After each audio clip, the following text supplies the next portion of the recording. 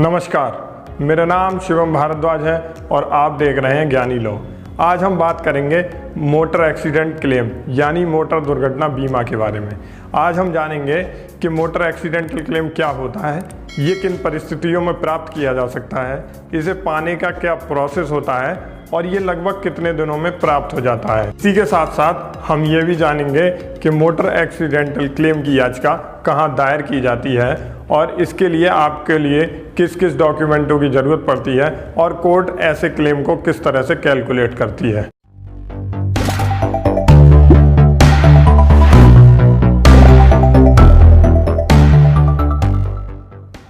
Motor accident claim, जैसा कि आप नाम से ही समझ गए होंगे कि अगर किसी तरह की मोटर दुर्घटना हो जाती है तो ऐसे में ये क्लेम प्राप्त किया जा सकता है। यानी अगर किसी व्यक्ति की दुर्घटना किसी मोटर वाहन द्वारा इस स्थिति में हो जाती है कि मान लीजिए ऐसी दुर्घटना में किसी व्यक्ति के गंभीर चोट आती है या फिर उसकी मृत्यु हो जाती है, तो ऐसी स्थिति में यदि उसके चोट आई हैं तो वह स्वयं, और यदि उस व्यक्ति की मृत्यु हो गई है तो उस पर आश्रित व्यक्तियों को इस तरह का क्लेम प्राप्त होता है। मान लीजिए कि कोई व्यक्ति रोड पर अपनी बाइक, साइकिल या फिर पैदल ही जा रहा है और ऐसी स्थिति में पीछे से कोई कार आकर उसे टक्कर मार देती है और उसके बाद व्यक्ति की मृत्यु हो जाती है या उसे गंभीर चोटें आती हैं। ऐसी स्थिति में अगर यह पता चल जाता है कि चोट किस व्यक्ति के द्वारा पहुंचाई गई है या घटना किसके द्वारा कारित की गई है, तो ऐसे में चोट लगने वाले व्यक्ति के संबंधियों द्वारा सबसे पहले पुलिस में सूचना देनी चाहिए।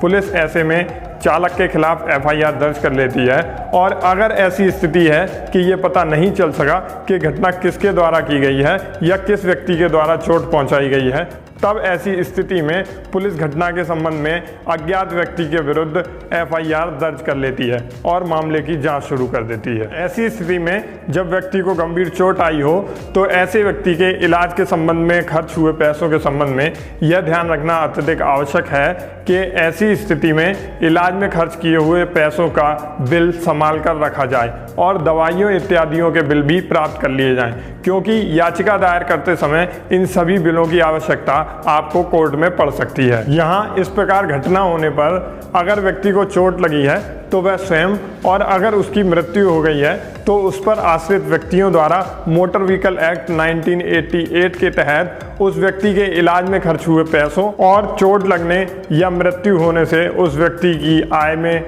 हुई कमी की धनराशि वसूल करने के लिए कोर्ट में याचिका दायर की जा सकती है। अब बात करते हैं क्लेम प्राप्त करने के लिए दायर की जाने वाली पिटीशन की।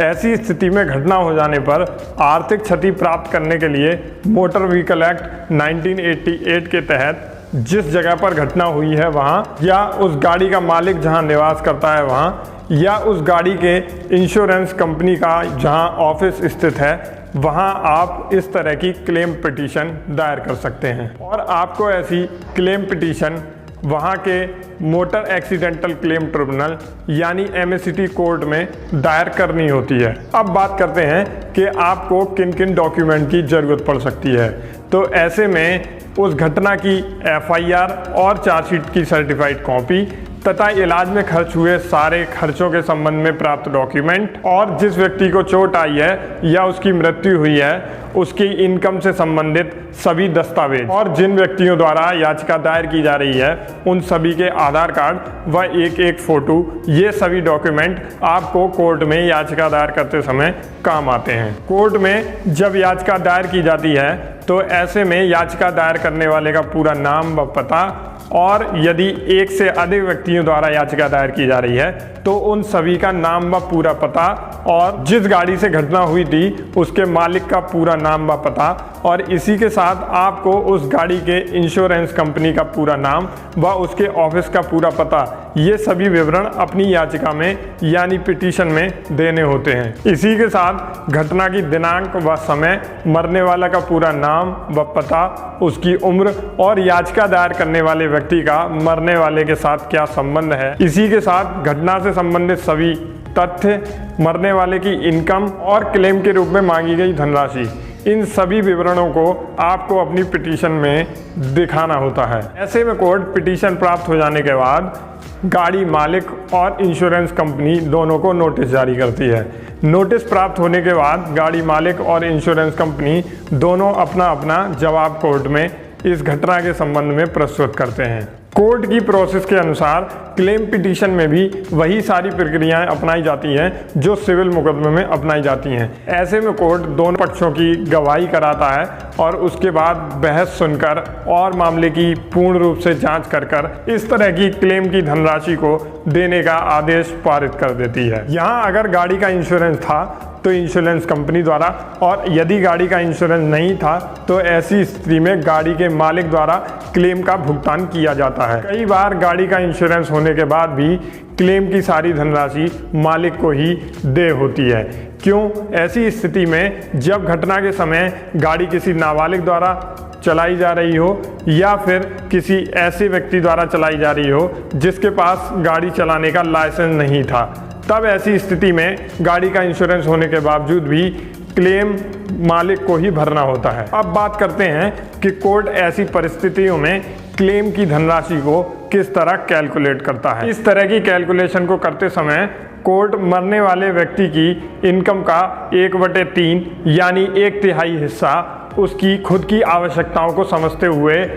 उसकी इनकम में से कम कर देती है। उसके बाद मरने वाले की उम्र को ध्यान में रखते हुए मोटर व्हीकल एक्ट 1988 में दी गई टेबल के आधार पर कोर्ट ऐसे क्लेम को कैलकुलेट करती है। इस तरह की पूरी क्लेम पिटीशन को डिसाइड होने में लगभग 1 से 2 साल लग जाता है। यह समय इससे कम या अधिक भी हो सकता है। लॉ से संबंधित और अधिक जानकारी के लिए और इम्पोर्टेंट टॉपिक्स के लिए आप हमारी वेबसाइट www.gyanilawin पर भी विजिट कर सकते हैं।